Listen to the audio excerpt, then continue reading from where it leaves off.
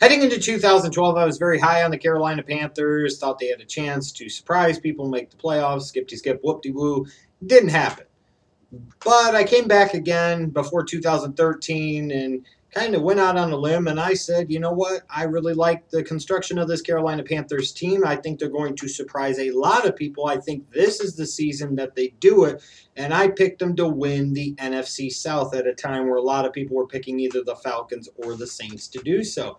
And to be fair, after the first 4 weeks of the season, I looked like a moron. The Carolina Panthers looked bad. They started off 1-3. They were losing games that they should have won, which is something that bad teams do. But then something happened. Then they found that magical formula, and they got hot. They got really hot. They went 11-1 the rest of the way. They frankly started winning games that they should have lost, which is something that good teams do. They finished 12-4 and made me look like a bit of a prophet by winning the NFC South, and not only that, making the playoffs and in fact getting a first round bye where they ended up losing at home to the San Francisco 49ers.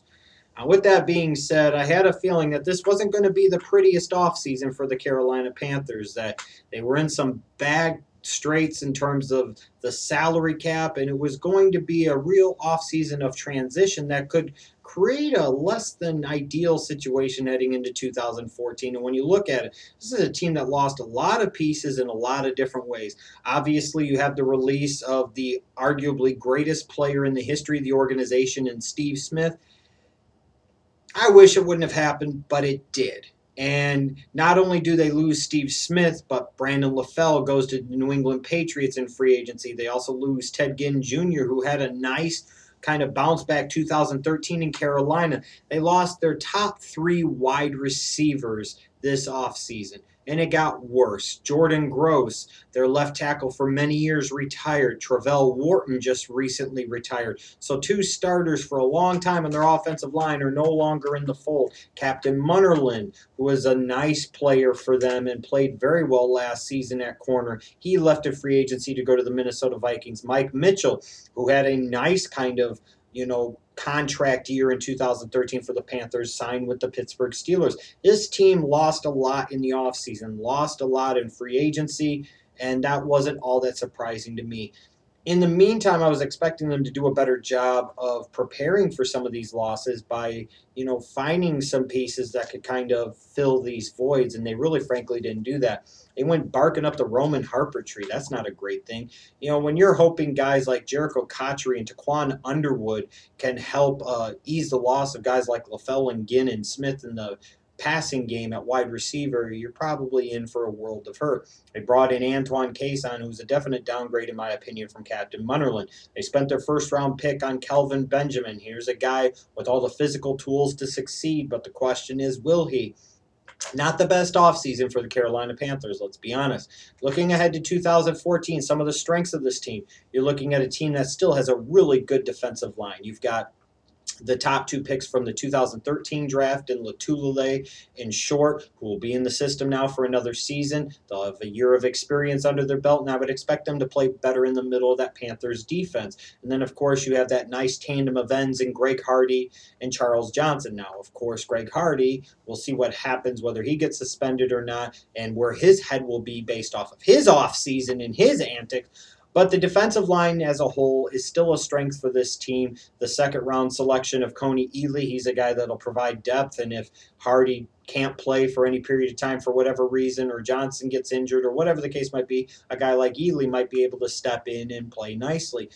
This team still can run the ball with guys like D'Angelo Williams, Jonathan Stewart when he's healthy for the 8 or 10 games he plays every year, and of course their dual threat quarterback Cam Newton. This is a Panthers team that could still run the football, and that was a key to their success last season, was not only playing great defense but also being able to run the ball effectively. I also love their linebacking core. I'm not saying that Chase Blackburn is anything great, but he's solid. But when you have Luke Kuechly and you have Thomas Davis, you're in a good way in that position. So that's another strength. In general, the front seven of the Carolina Panthers defense is pretty solid.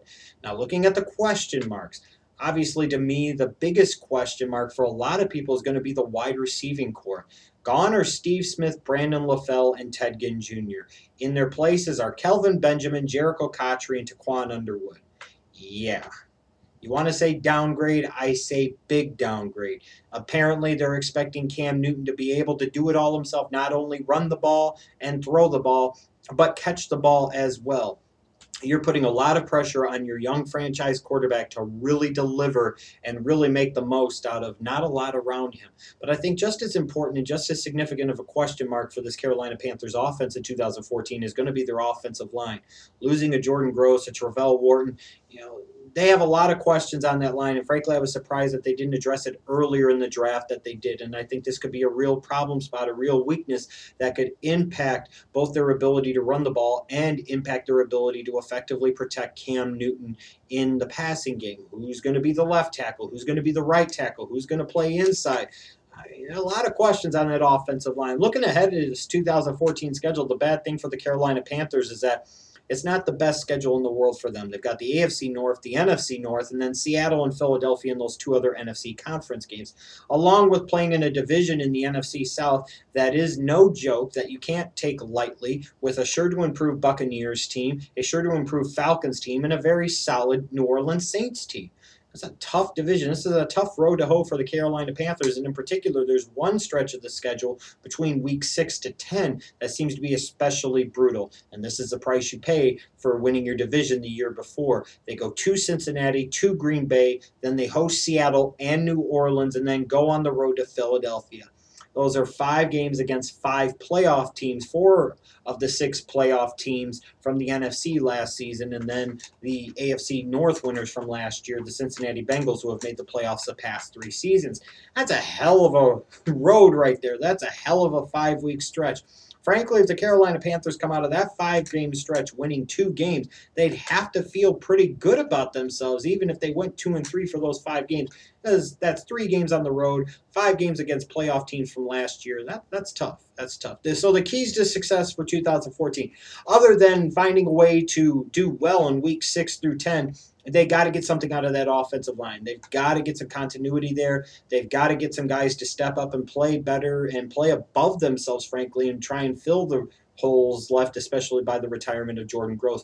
These wide receivers, somebody's got to catch the ball at some point in time, and whether that be Kelvin Benjamin or Jericho Cotchery, somebody's going to need to have a big year in Carolina if this offense is going to be able to move the ball consistently at all, or if they're going to get bogged down by being a very one-dimensional run team.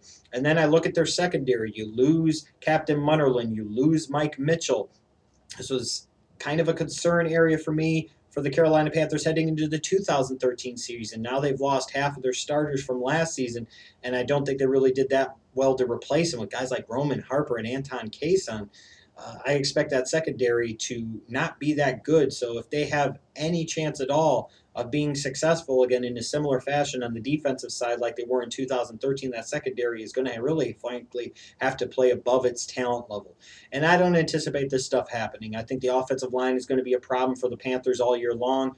I think the loss of the weapons on the offensive side of the ball is going to be too great. And I expect the Carolina Panthers to regress mightily in 2014, which is kind of expected because this was really a year of transition for this organization, in my opinion, as they start to position themselves for 2015 and beyond.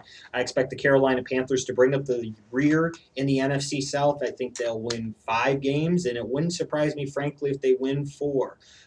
That doesn't mean that they're a terrible team, but it's situation, it's circumstances that dictate to me that I expect a big step back from Carolina and Riverboat Ron and the rest of the Panthers crew in 2014.